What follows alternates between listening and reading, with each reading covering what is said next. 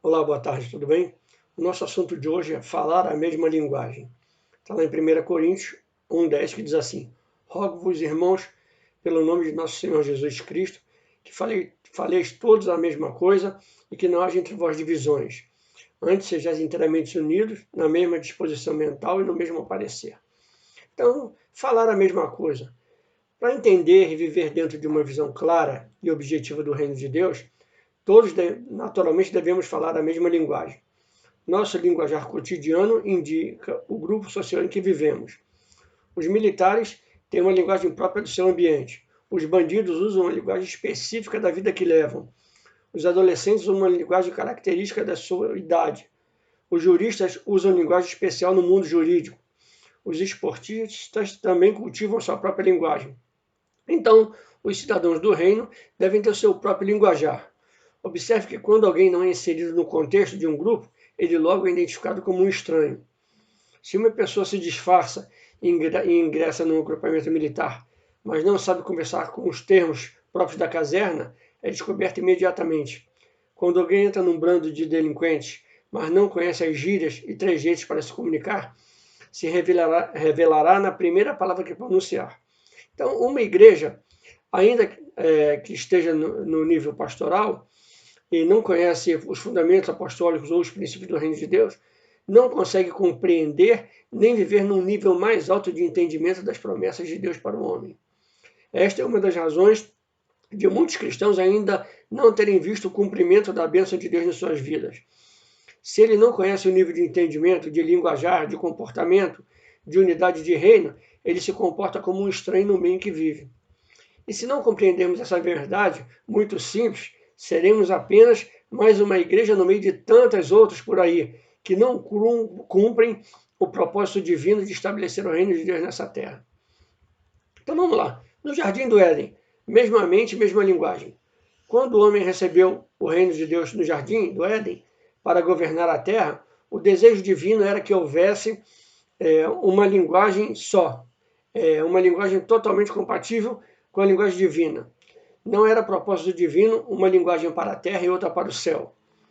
Quando ordenou ao homem que colocasse nome na criação, os nomes postos por Adão eram exatamente os mesmos que Deus colocaria, se ele próprio tivesse que cumprir essa tarefa.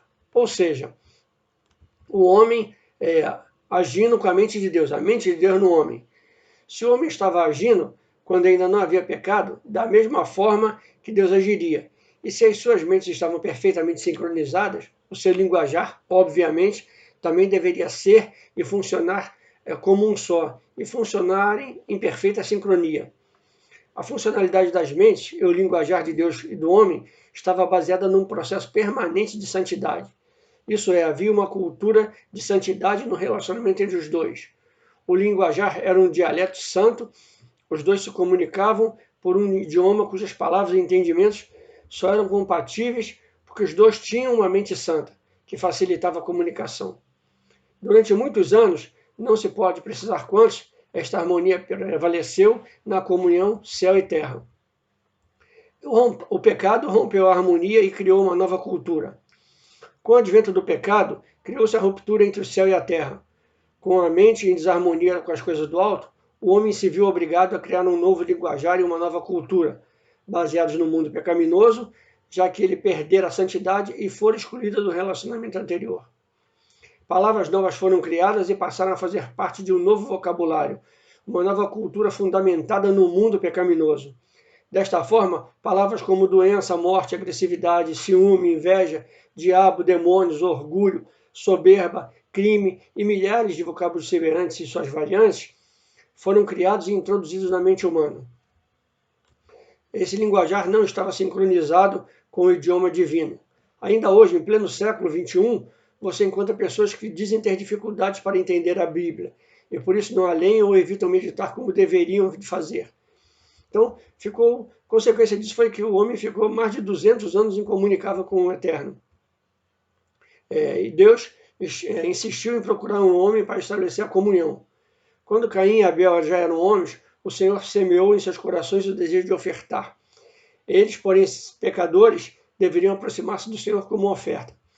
Todavia, a oferta em si mesmo não resolveria o problema da falta de comunicação, porque a atitude, a postura e o coração de quem oferta deve estar em plena sintonia com aquele que recebe a oferta. Os dois devem estar com seus corações em perfeita harmonia. A comunhão determina a aceitação e o valor e a recompensa de uma oferta bem oferecida e bem aceita por ambas as partes. Deve haver um coração generoso para dar e um coração generoso para receber. A unidade de coração determina a unidade do linguajar. Ambos, falando a mesma linguagem, se entenderão perfeitamente. Abel se apresentou bem com Deus, mas seu irmão Caim se apresentou com atitude, postura e coração pecaminoso. Não houve compatibilidade com a postura divina. A Bíblia diz que Deus aceitou a atitude de Abel e, consequentemente, sua oferta, e rejeitou a Caim e a sua oferta, pela má postura e atitude pecaminosa, além de um coração em trevas. Por não conseguir falar a mesma linguagem, Caim cometeu 5 erros que um cristão não deve cometer ao se relacionar com o Eterno. Veja quais são. Primeiro, o pensamento humano em oposição à revelação divina. Segundo, a ambição humana em oposição à revelação divina. Terceiro, a soberba humana em oposição à humildade exigida por Deus. Quarto, o ódio humano em oposição ao amor divino. E quinto, a hostilidade humana em relação à comunhão divina. Somente 235 anos após a queda, o homem encontrou um elo para comunicar-se com Deus, ao usar a única forma possível no momento para um encontro com o Senhor. Foi quando nasceu Sete, o filho de Adão e outro filho de Adão e Eva, e a partir daí começou a se invocar o Senhor. Então, o povo invocar é um grito desesperado de socorro, quando não há mais esperança visível, ou quando a solidão é tão intensa que o homem se sente vazio e busca algo que venha de fora para preencher e acalentar sua alma. Então, os homens eram livres com linguajar de escravos, e isso tem muitos até hoje. Talvez o episódio mais emblemático da história de Israel foi a libertação do Egito e a travessia do deserto. Ao cumprir sua promessa e libertar o povo do Egito, o Senhor estava mudando o status dos judeus. Estava tirando-os de uma vida inferior, humilhante e sofrida, para a liberdade total na sua presença. Durante 430 anos, tiveram linguajar de escravos, de sofrimento, de lágrimas, de humilhações. No deserto estavam caminhando para a terra prometida, onde viveriam para sempre em outro nível de vida e vida em abundante. Mas eles não entenderam isso, que o seu linguajar teria que mudar, e que falarem todos a mesma coisa. Eles agora não teriam que lidar com seus capatazes, mas sim com o Senhor. Infelizmente, por não entenderem a nova vida, continuaram livres com o linguajar de escravo. Seus corpos caminhavam para Canaã, livres, mas as suas mentes estavam irremediavelmente presas e escravas no Egito. A Bíblia diz que a boca fala do que o coração está cheio, e seus corações estavam cheios da cultura egípcia. Isso fez com que eles desencadeassem um inconsequente processo de murmuração contra Moisés e contra o Senhor, que levou todos à morte, com as conhecidas exceções de Josué, Caleb e o sacerdote Eliezer, e todos de 20 anos para baixo, que aprenderam a pronunciar palavras de vitória e por isso foram até a terra prometida, onde receberam suas heranças e viveram felizes. Então, meus irmãos, como cidadão do reino, devemos viver, pensar, falar e nos relacionar como cidadão do reino.